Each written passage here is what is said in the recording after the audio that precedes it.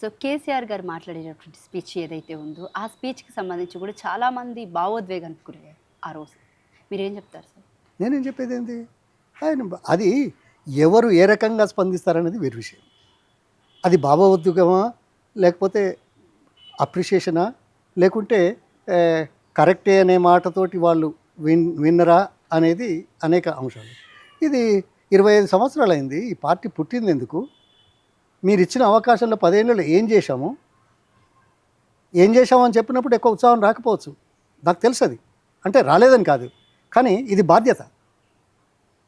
రాజకీయ పార్టీగా ఉద్భవించింది ఎందుకు, జనం అవకాశం ఇచ్చిన తర్వాత చేసింది ఎందుకు అనేది చెప్పాలా వద్దా? ఓ నువ్వు సపోర్ట్లు కొడితే బాగున్నట్టు, అంతకుముందు ఇప్పుడున్న ముఖ్యమంత్రిని ఓ సీఎం సీఎం సీఎం 10 మందికి చప్పట్లు కొడితే అయిపోయింది, ఇక మొత్తం సాల్వ్ అయిపోయింది కదా. అందుకే ప్రజల విశ్వాసం కోల్పోతున్న నేపథ్యంలో అదే మీటింగ్లో, ఇది వాస్తవం రాజకీయాలు, ఇది అయిందా అన్నారు, తులం బంగారం ఇచ్చారా అన్నారు, ఓ ఇయ్యలేదన్నారు.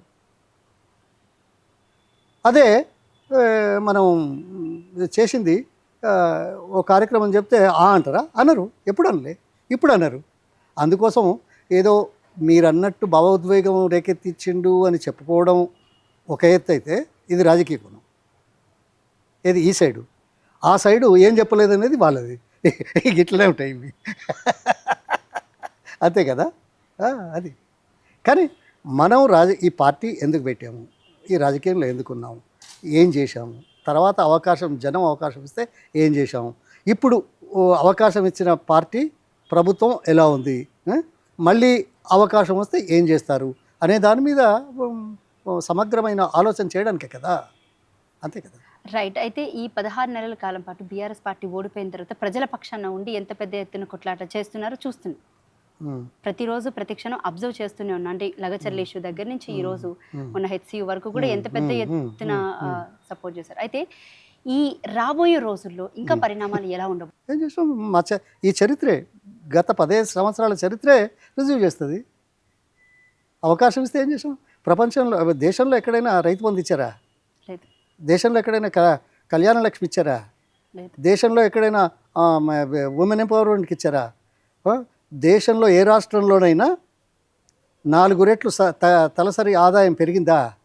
దేశంలో ఎక్కడైనా 68 లక్షల టన్నుల నుంచి 3 కోట్ల టన్నుల ఆహార ధాన్యాలు పండించిన చరిత్ర దేశంలో ఏ రాష్ట్రంలో కానీ, ప్రపంచంలో ఏ ప్రాంతంలో కానీ జరిగిందా 10 సంవత్సరాల్లో? దేశంలో తలసరి విద్యుత్ వినియోగం ఎంత పెరిగిందో తెలియదా? ఇక అంతకంటే ఏం చెప్పాలి? ఒకదంపుడు మాటలు మాట్లాడతారు ఏదో అప్పుల గురించి. నాకు ఒక పెద్ద విశ్లేషకుడు, రాజకీయ విశ్లేషకుడు, మీడియాలో పెద్ద పేరున్నోళ్ళు 2-3 కలిసిండ్రు. నాకు దురదృష్టం. అదే సభలో కేసీఆర్ ప్రస్తావించినటువంటి మాట ఇందాక మీరు కూడా అన్నారు, జీడిపి వృద్ధి రేటు 14% పడిపోయింది అని చెప్పి. ఇప్పుడు ఈ సంవత్సరం పడిపోయింది, అది చెప్పొద్దా? అంతకుముందు పెరిగిందని చెప్తున్నావు, ఇప్పుడు పడిపోయింది అంటున్నావు. పడిపోయింది వాస్తవం కదా. ఏమైనా అబద్ధం చెప్తున్నావా, మోసం చేస్తున్నావా, దగా చేస్తున్నావా, నమ్మించబలుకుతున్నామా? వాస్తవాలు కూడా మాట్లాడకుండా ఉండేటువంటి ప్రజల పక్షాన ఉన్నట్టయితే, ప్రజల పక్షాన లేకుండా వాస్తవాలు మాట్లాడని రాజకీయ నాయకులు ఉన్నారు, రాజకీయ పార్టీలు ఉన్నాయి. కానీ ప్రజల పక్షాన ఉండి అవసరం వచ్చినప్పుడు, అవకాశం వచ్చినప్పుడు ప్రజల పక్షాన పోరాటం చేసి అభివృద్ధి సాధించిన తర్వాత ఈ అవకాశం ఇచ్చారు కదా, అవకాశం ఇచ్చిన నేపథ్యం లోపల మీ దగ్గర ఈ జీడిపి ఎందుకు తగ్గింది అని ప్రశ్నిస్తే, అడిగితే తప్ప. ఇది వాస్తవాలు తెలుసుకోవాల్సిన సందర్భం కాదా, సమయం కాదా?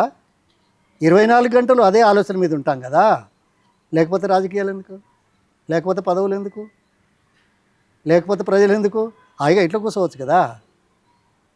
నీ ఆదాయం నీది, నా ఆదాయం నాది,